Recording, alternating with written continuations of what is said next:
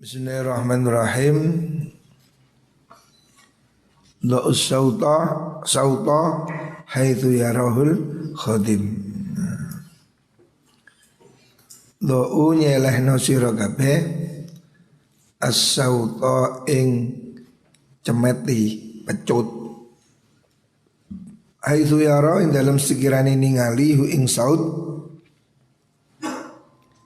sab al-khadimu pelayan. Maksudnya ya untuk memberi kode ya. Beri taruh cemeti, di situ ada tempat yang terlihat. Artinya untuk memberi warning ya. Supaya tidak macam-macam gitu.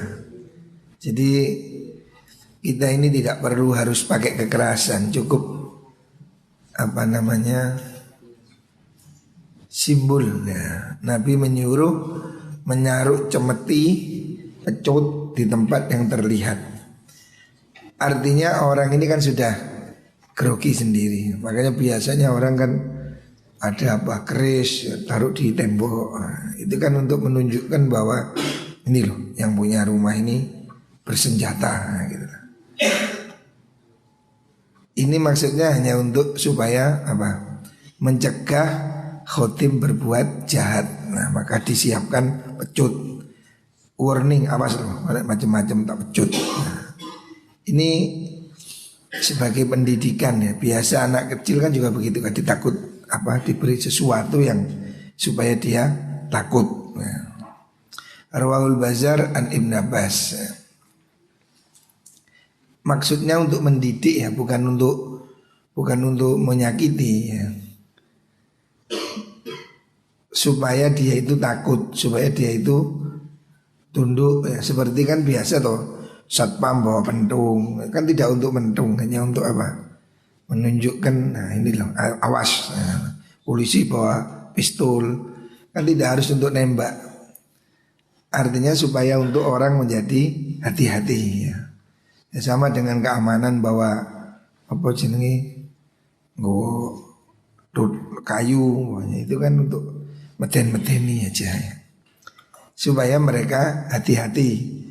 Memang manusia ini kan ada yang tipenya itu seperti sapi, gak dikepuk gak tandang. Manusia ini yang normal harusnya diomongi, itu cukup. Ayo ngaji, ayo jemaah, itu manusia normal. Tapi ada tipenya itu gak ditutup, gak muni. Nah ini ya memang ya perlu ditutup. Kayak bangunkan subuh itu. Tapi sebetulnya gak usah pakai ini, pakai air aja cukup. Sopo sing bagian gugah isu dok. Ojo ngrebeki tonggo. Mek banyu lho, semprot curut ngene. Kalau zaman dahulu kan diduk gini. Tapi kalau kita mau lebih praktis ya pakai air itu, semprot curut ini. Semprot kok sih turu ya siram. Arwahul Bazar ya. Jadi untuk tujuan pendidikan ya, Nabi menyuruh menaruh cemeti. Artinya supaya orang ini nggak macam-macam gitu. Mendidik maksudnya. Selanjutnya Allahu fil masjidi dzulmatun fil qabri. Allahku utawi guyonan iki lho. Fil masjidin dalam masjid iku zulmatun peteng, kegelapan. Fil qabri ing dalam kuburan ya. Guyonan di masjid itu menyebabkan kegelapan di kuburan. Yang dimaksud, ulama berbeda pendapat tentang guyonan di masjid itu. Ada yang mengatakan haram, ada yang mengatakan itu makruh ya. Karena masjid ini kan tujuannya kan dibangun untuk sholat, bukan untuk dagelan ya. Jadi tidak boleh bikin pentas, bikin sandiwara atau di masjid ya. Sebab masjid ini tempatnya orang mengingat Allah. Masjid itu tempat orang berzikir. Sementara guyonan itu kan menyebabkan orang hatinya menjadi mati, hatinya menjadi beku ya. Makanya masjid jangan dibuat tempat dolanan. Nabi juga melarang masjid dibuat tempat jualan ya. Masjid itu harus jadi tempat untuk mendekatkan diri pada Allah. Masjid itu kan tempatnya sujud ya. Jangan dibuat main-main ya. Kadang orang kan bikin kegiatan di masjid yang tidak religius ya. Umpamanya bikin ya kalau mau bikin itu di luar masjid, jangan di dalam masjid. Boleh aja orang itu bikin resepsi maunya, tapi jangan di dalam masjid ya. Masjid itu tempat untuk beribadah ya. Dan di masjid kata Nabi menyebabkan kegelapan di kuburan. Maksudnya kegelapan itu kan guyonan menyebabkan hati menjadi keras ya. Menyebabkan orang menjadi sulit mendapat nasihat ya. Jadi jangan bikin masjid sebagai tempat guyonan. Rawahu Dailami an Anas. Selanjutnya ad-dhahku dhahkani. Ad-dhahku tawing guyu iku dhahkani ono macam luru. Tertawa ini ada dua jenis ya.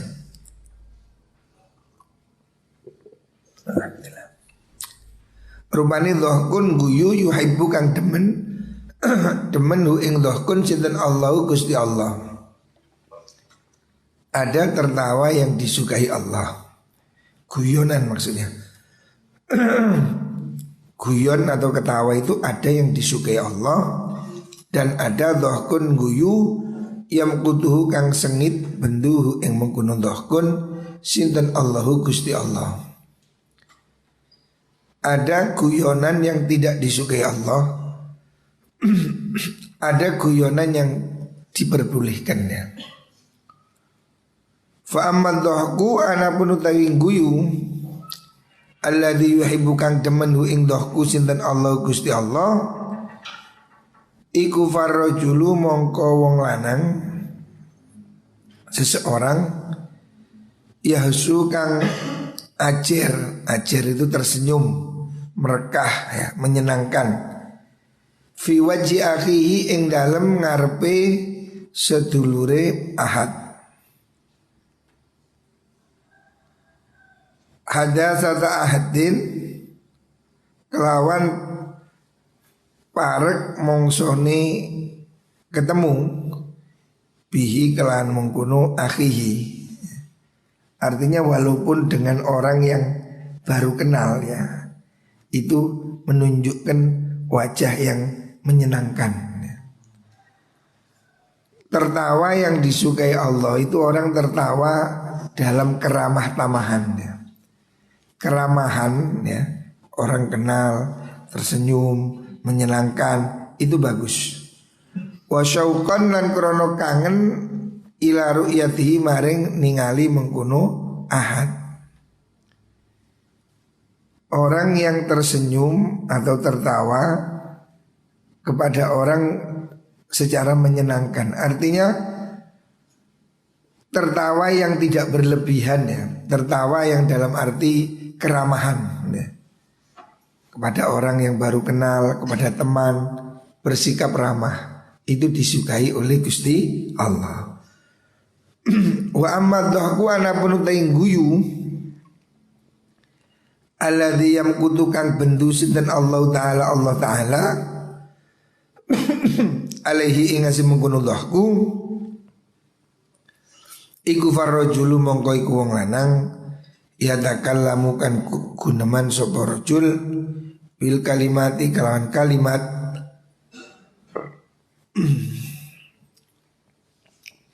al jafai kang wangkot kasar awil batili utawa batil liat haka supaya guyu sapa wong au yud haka utawa den guyu sapa wong Yahwi temurun sapa mengkono rajul biha kelan mengkono kalimah fi jahannam ing dalam neraka jahannam sab'ina ing dalam 70 apane kharifan taune. Tertawa yang tidak disukai Allah itu tertawa dengan cara yang sadis atau sarkas, misuh umpamanya, ucapan-ucapan jorok supaya ditertawakan. Jadi guyonan yang sifatnya itu jorok. Orang guyon itu boleh. Kanjeng Nabi itu juga ramah. Kanjeng Nabi juga guyon ya, tetapi tidak jorok. Ojo guyonan golongane barang sing jeron-jeron niku lho. Golongane pekakas-pekakas niku lho gak oleh. Oh niku lho koyo konci makane ngono. Koyo apa ngono. Ngomong sing golongane sego sak pencuk barang niku lho. Guyonan yang sifatnya itu wangkot ya, kasar atau batil ya. Cara sakniki misuh niki lho. Guyonan yang purnu-purnu, nah, itu tidak boleh. Itu tidak disukai oleh Allah. Guyon tapi sifatnya itu jorok atau purnu ya. Itu tidak boleh. Kalau guyon yang wajar, yang guyon yang ya dalam artian tidak tertawa terbahak-bahak. Kanjeng Nabi itu juga tertawa, Kanjeng Nabi juga tersenyum, tapi tidak guyu sampai koyok burung kakak tua kuak kuak kuak kuak ngono ora. Guyu ya guyu, guyu. Senyum ya senyum. Nabi itu juga ramah, tapi tidak tertawa sampai terbahak-bahak begitu loh. Guyu sampai ndewangak, sampai jungkel, itu yang tidak boleh. Jangan berlebihan kalau guyon. Guyon ya silahkan guyon, menyenangkan, humor itu penting ya. Selera humor ini penting deh. Kita ini harus punya selera humor. Karena kadang dalam kesulitan kita ini ya perlu humor itu untuk memecahkan kebekuan. Ya memang perlu humor. Humor ini membuat orang tidak mati gaya gitu. Selera humor itu menunjukkan kecerdasan. Tetapi humor-humor yang santun, humor yang cerdas. Kan ada humor itu cerdas. Tapi ada humor itu yang kusruh. Humor golongan ini purnu-purnu, humor misu-misu. Lah itu tidak boleh. Tapi kalau humor dalam artian hiburan ya, menyenangkan, itu tidak apa-apa. Rawahul Hasan Basri. Selanjutnya Rasulullah SAW bersabda,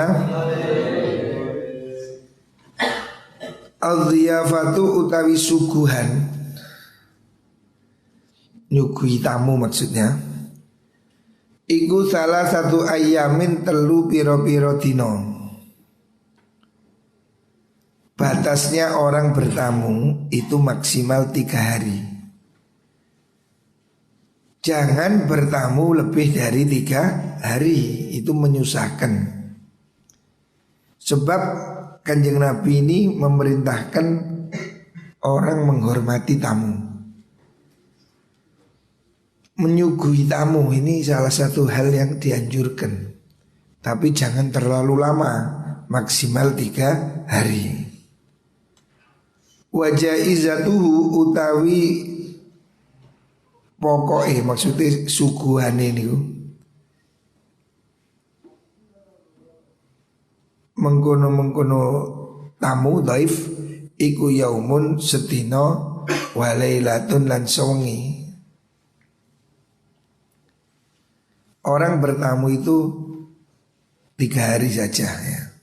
Itu hendaknya diberi dhiyafah.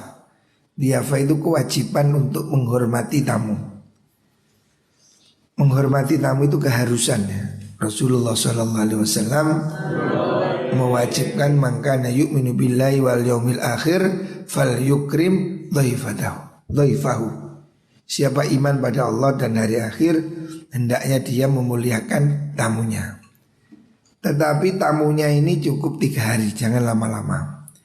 Wajah izadu yaumun walailatun. pemberian untuk dia itu ya sehari semalam. Minimalnya itu sehari semalam. Harus disuguhi. Kalau kita punya tamu, jangan dibiarkan. Ya walaupun itu cuma air putih, sego tempe ya. Menghormati tamu, nyuguhi tamu, itu bagian dari sunnah ya. Karena Kanjeng Nabi membuat itu sebagai indikator iman. Maka yu'minu billahi wal yaumil akhir falyukrim dhaifahu. Orang beriman hendaknya memuliakan tamunya. Tapi tamunya juga hendaknya tahu diri gitu loh. Tamu itu ya cukup semalam atau maksimal 3 hari 3 malam.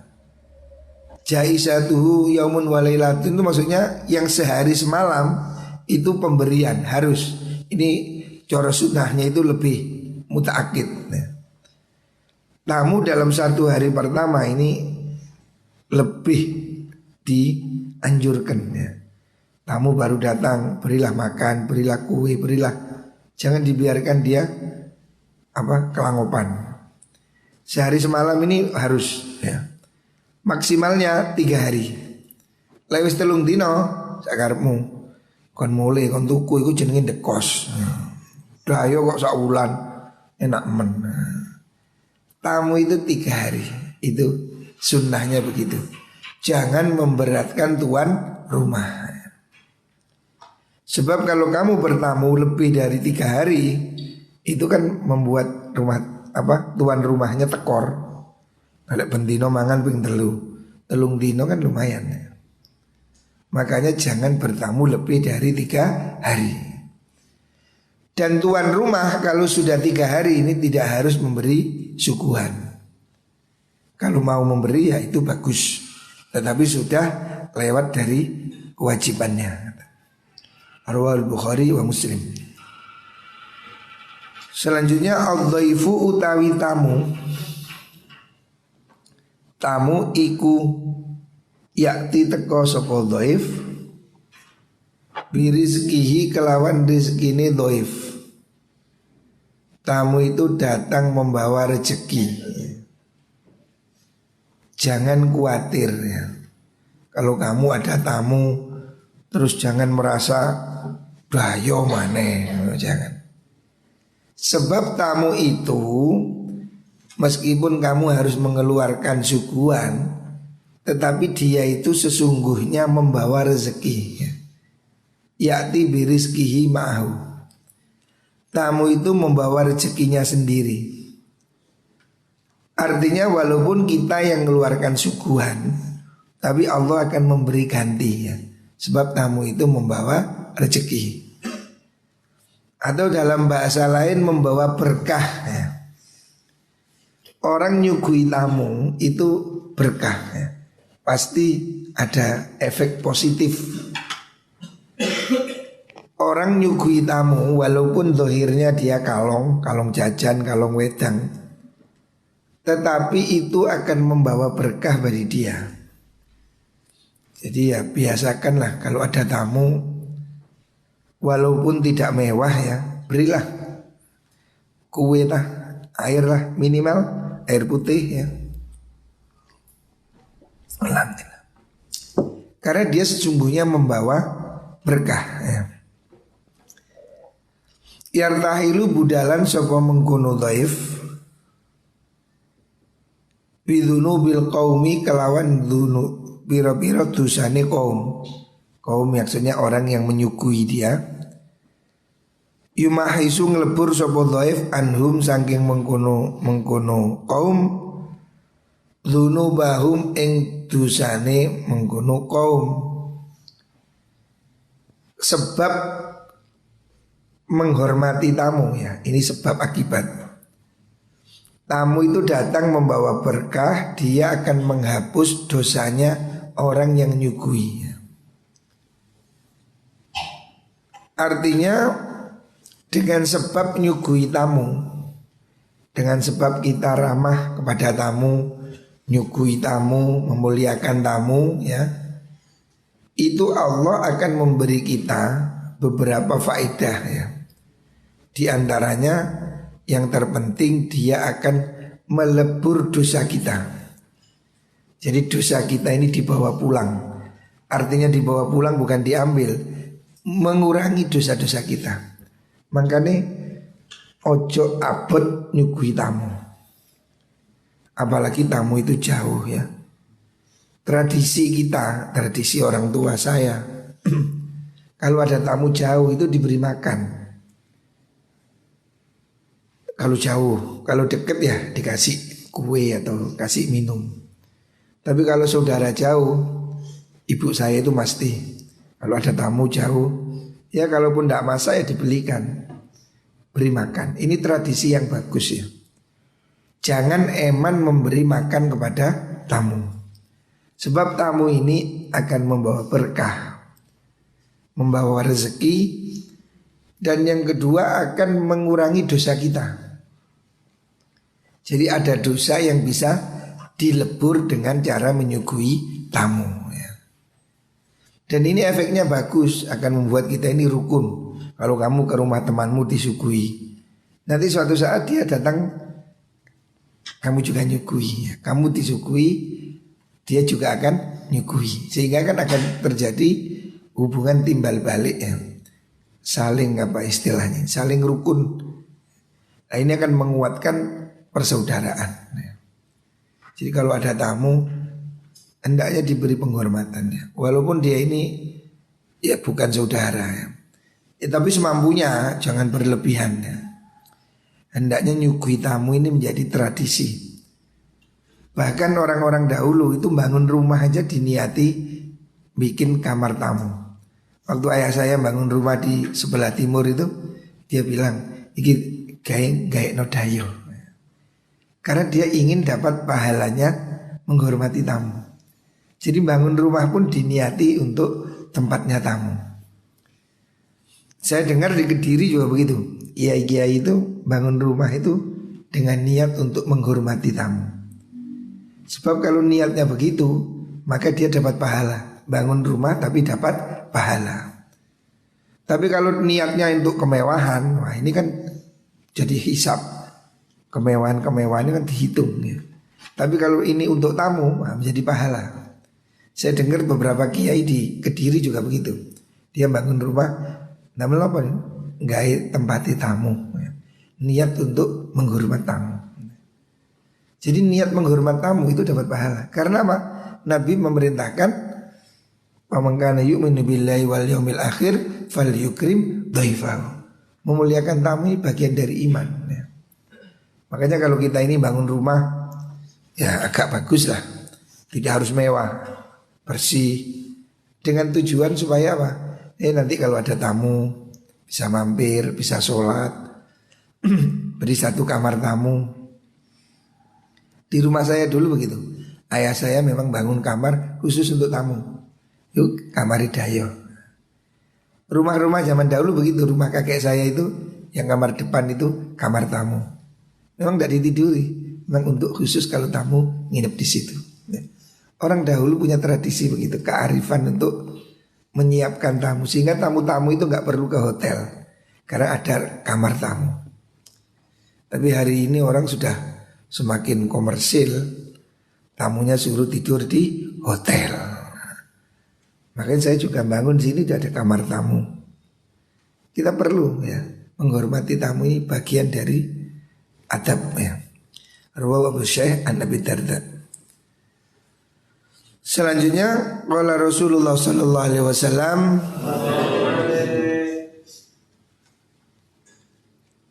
ta'amun nisa nadamatun. Ta'atun nisa kok ta'atun nisa nadamatun.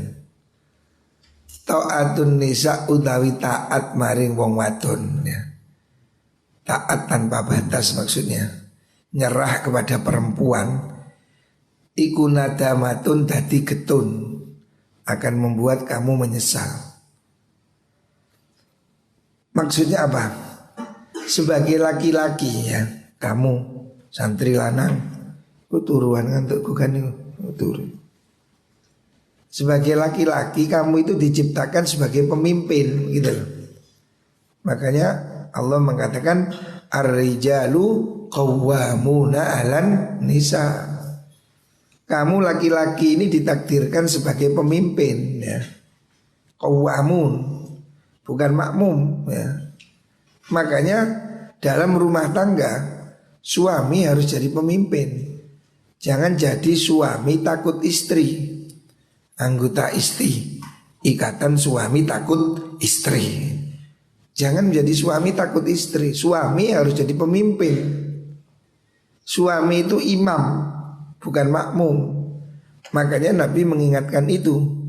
Kalau ada suami ini kok tunduk patuh pada istri, wah ini akan menyesal. Nadamatun. Ini dalam riwayat lain ada yang mengatakan Taisa Abdul Mar'ah, celakalah hamba perempuan.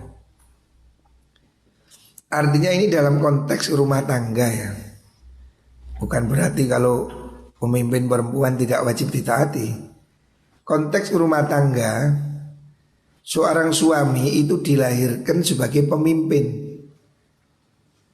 Makanya dia tidak boleh tunduk kepada istri. Tunduk dalam arti sakar sing wedok. Wis meneng guys, mangan opo jare sing wedok, anu opo jare sing wedok. Berarti dengan sikap tidak tanggung jawab, bondo manuk tok meneng. Sing nyambut gawe sing wedok, sing ngatur sing wedok, sembarang sing wedok, dhek mek lolak ngono tok. Lah ini ya tidak tanggung jawab namanya. Namanya suami ya harus tanggung jawab ya. Qawwamun, laki-laki itu pemimpin ya. Makanya dia harus bisa ngatur rumah tangga. Kalau dia itu tidak bisa ngatur rumah tangga ini menjadi kebalik. Sing lanang dadi wedok, sing wedok dadi lanang. Itu namanya rumah tangga bencong. Nah, bencong. Sing lanang medoi, sing wedok ngelanangi. Tidak boleh. Rumah tangga itu harus jelas. Sing lanang dadi lanang, sing wedok dadi wedok ya. Jangan sampai suami tidak punya otoritas sama sekali. Jangan sampai ada suami itu tidak punya fungsi. Sembarang apa cari sing wedok. Tidak punya daya apapun. Nah itu jelek ya. Kamu akan menyesal. Sebab laki-laki ini secara kodratnya diberi kemampuan lebih. Laki-laki ini diberi kekuatan. Wanita juga diberi kekuatan dalam perasaan. Perasaan wanita lebih peka. Tapi pikiran laki-laki itu lebih luas ya. Cenderung wanita ini lebih emosional ya. Lebih lebih melangkonis wanita ini cenderung lebih menggunakan perasaan. Sementara laki-laki ini harusnya menggunakan pikiran. Makanya laki-laki jangan menjadi pengekor perempuan dalam rumah tangga ya khususnya. Suami harus punya otoritas. Yang ngatur yang begini suami. Jangan ada dua pimpinan ya. Satu kopiah ini hanya untuk cukup satu kepala. Tidak bisa satu kopiah dua kepala. Bagaimana? Jadi pemimpin itu satu. Supir satu. Lalu supir loro bingung ya. Itu nyetir kanan situ ngiri yo. Cuklek kabeh. Supir satu. Makanya rumah tangga ini pemimpin laki-laki. Dan laki-laki itu Allah katakan dalam Al-Quran wasayyidan wahasura. Laki-laki itu pemimpin ya, sayyidah. Makanya jangan sampai rumah tangga tidak punya pimpinan. Suami harus jadi pemimpin. Makanya Nabi mengingatkan kalau laki-laki ini takut pada istri itu keliru ya. Takut dalam arti dalam kebenaran ya. Bukan kalau salah ya. Kalau salah istri pun harus diikuti. Kalau suami salah diingatkan istri, ya kudu manu. Ojo saya nggak taat perempuan. Bukan begitu. Yang dimaksud Nabi ini jangan sampai rumah tanggamu diatur oleh perempuan. Rumah tangga ini harus menjadi tanggung jawab suami ya, suami harus jadi pemimpin. Jangan jadi rumah tangga yang apa cari sing wedok, sing lanang gak belas pasif ya. Sekolah apa cari sing wedok, semua aku cari sing wedok, dia tidak berbuat apa-apa. Ini tidak boleh ya. Ya minimal harus ada kerjasama lah. Istri dan suami ini harus ada relasi. Jangan suami kayak buruwe sembarang sing wedok sing lanang nyekungkrus ya ngono. Kayak pitik kudanan. Enggak gagah belas. Laki-laki sing gagah ya. Makanya kamu sebagai laki-laki ini harus punya mental juang yang bagus. Arek lanang aja loyo. Laki-laki kamu harus diciptakan dengan kekuatan ya. Aja cengeng, lanang nangisan. Kok tangan ae ngono. Lanangi kholik nari jalan litajalludi walasa. Kita diciptakan sebagai laki-laki untuk kuat menanggung beban. Kita ini laki-laki. Utikal ghawani lil buka wal ma'asimi. Perempuan-perempuan itu untuk nyanyi-nyanyi, nangis-nangis, lagu India itu wedok. Ojo lanang wedoki nangis dah. Laki-laki harus kuat ya. Makanya jangan jadi medoki, jangan takut, jangan jadi suami takut istri ya. Namanya isti, ikatan suami takut istri. Ada lagi yang istiqomah, ikatan suami takut istri kalau di rumah. Lagi omah kudu, lagi jopo biayaan. Tidak begitu ya. Selanjutnya taatullah, taatul walid. Wa maksiatullah, maksiatul walid. Taatullah utai taat maring Allah iku taatul walidi ing dalam taat maring wong tua. Taat pada orang tua itu menjadi bagian taat pada Gusti Allah. Wa maksiatullah, maksiatul walid. Maksiatullah itu duraka maring Allah iku maksiatul walid. Atau maksiatullah iku maksiat maring Allah, maksiatul walidi utawi maksiat maring wong tua. Maksiat pada orang tua ya, durhaka pada orang tua itu bagian dari maksiat pada Allah ya. Jadi Allah menggandengkan kewajiban taat pada orang tua itu di bawahnya taat pada Gusti Allah. Wa qadha rabbuka alla ta'budu illa iyyahu wa bil walidaini ihsana. Jadi Allah itu mewajibkan kamu nyembah Allah dan berbuat baik pada orang tua. Jangan sekali-kali kamu jadi anak durhaka. Itu akan membuat hidupmu susah. Tidak ada rumusnya ya. Tidak ada rumusnya orang bahagia tanpa restu orang tua. Atau kata lain, susah dan senang hidupmu ditentukan oleh ridho dan restu orang tuamu.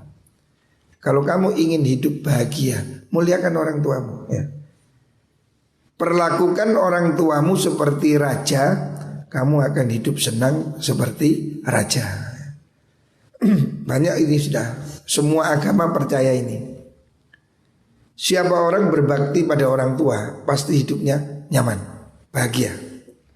Sebaliknya siapapun yang durhaka pada orang tua ya, bahkan menurut Sayyidina Ali termasuk menyebabkan rezeki seret itu ya tidak mendoakan orang tua. Jangankan durhaka, tidak doakan orang tua itu membuat rezekimu jadi susah ya. Makanya kita ini diperintahkan untuk berdoa, Rabbighfirli wali walidayya warhamhuma kama rabbayani shaghira. Doakan orang tua ini bagian dari penyebab rezeki gampang. Ada orang wadul pada Sayyidina Ali. Sayyidina Ali, saya ini kok rezeki seret ya, ekonomi susah. Sayyidina Ali tanya, apakah kamu tidak mendoakan orang tuamu? Jadi orang tua yang sudah mati pun harus didoakan.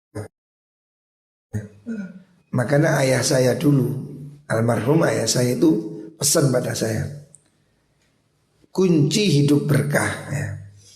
Kunci hidup berkah, kalau kamu pingin hidupmu berkah, jangan lupa mendoakan orang tua. Makanya kita sebelum ngaji mesti Fatihah, La hadratin Muhammad sallallahu alaihi wasallam jabula maula wa syekhina wa walidina, ya kan? Kita setiap hari harus doakan orang tua. Setelah sholat juga begitu. Sebelum ngaji kita selalu harus baca Fatihah. Ini tradisi. Bagian dari mendoakan orang tua. Makanya sebelum ngaji kita ini sempatkan baca Fatihah. Fatihah untuk Nabi, sahabat, ulama, guru-guru, musonef, orang tua kita. Doakan orang tua kita. Ini akan membuat kita hidup jadi berkah. Salah satu sebab ya, sebab kita ini menjadi hidup ruwet itu karena kurang berbakti pada orang tua. Di antaranya tidak mendoakan orang tua. Makanya doakan orang tua ini harus menjadi bagian dari wirid kita. Setelah sholat kita istighfar, Astaghfirullahaladzim li wali walidayya. Ya Allah ampuni saya, ampuni orang tua saya. Ini bagian dari kita mendoakan orang tua. Makanya di pondok ini saya minta semua sholat jamaah. Sebab kalau kamu sholat jamaah, setelah itu kan wiritan. Di antara wirid yang kita lakukan di pondok ini adalah baca istighfar, mendoakan orang tua. Astaghfirullahaladzim li wali walidayya wa li ashabil huquqil wajibati alayhi wa li masyayikhina. Ya, lengkap. Orang tua kita doakan, guru-guru kita doakan. Dua hal ini yang membuat kita akan hidup berlimpah ya. Jangan lupa doakan guru dan orang tua. Sebab guru ini orang tua kita secara rohani. Sementara secara jasmani ayah ibu kita adalah orang tua secara jasmani. Secara rohani guru kita. Makanya Fatihahnya harus selalu ingat ya. Selalulah kita itu kirim doa Fatihah orang tua dan guru. Ini nasihat ayah saya.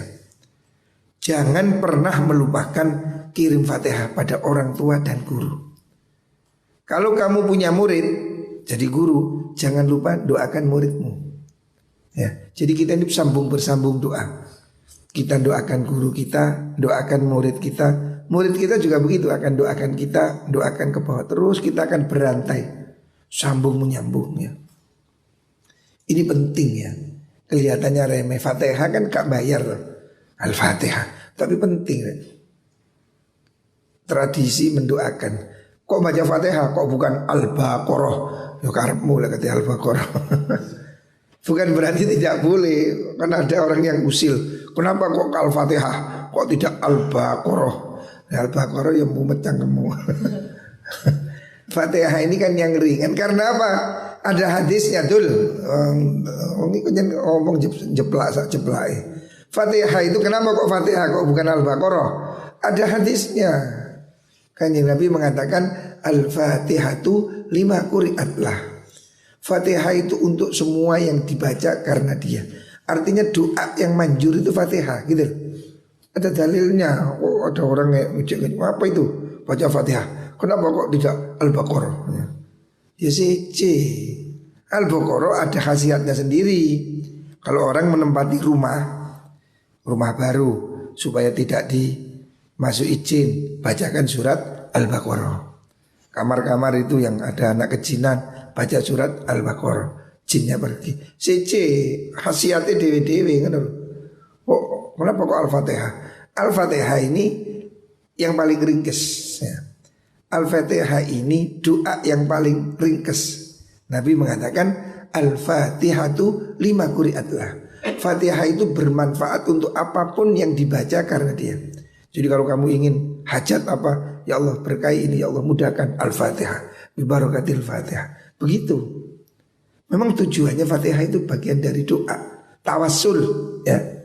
Ya Allah dengan lantaran Fatihah gitu. Kalau diurai begini, ya Allah dengan lantaran Fatihah berilah saya ini. Atau ya Allah saya menghadiahkan pahala Fatihah untuk orang tua saya. Apakah sampai pahala? Sampai. Masa sampai? Bukti ini gak tahu balik. Kirim Fatihah gak tahu balik. Berarti kan sampai. Surat dikirim gak balik berarti sampai. Wah mosok ya mati ya oleh gak percaya mati ya. Utak Fatihah teko ora. Gak percaya Fatihah sampai enggak sih. Ya kalau gak percaya mati ya dhisik. Gue coba tak kirimi Fatihah. Lek gak sampai itu salahku. Mungkin sing mati kis begitu tenan. Kok gak tembus. Sampai pastilah ulama itu percaya. Semua ulama percaya amal baik itu sampai pada orang matinya. Lah kalau tidak sampai, untuk apa orang sholat jenazah? Sholat jenazah itu kan mendoakan Allah maghfirlahu warhamhu wa'afi. Kalau doa tidak sampai, ya tidak usah sholat jenazah. Itu gampang-gampangan. Doa tidak sampai. Lalu apa sampean sholat jenazah? Lalu apa kanjeng Nabi ziarah kubur? Doa nggak sampai. Nyatanya kanjeng Nabi ziarah kubur.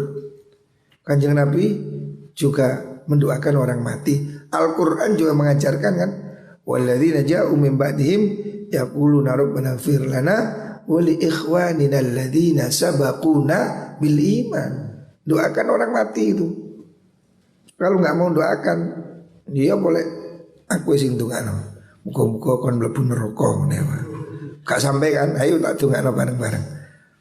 Muga-muga bapakmu mlebu neraka. Sampai enggak kira-kira? Ya jadi ini bagian dari doa kita pada birrul walidain, pada orang tua. Kalau orang tua masih hidup, selalu berusaha menyenangkan ya. Berusaha menyenangkan dengan apapun.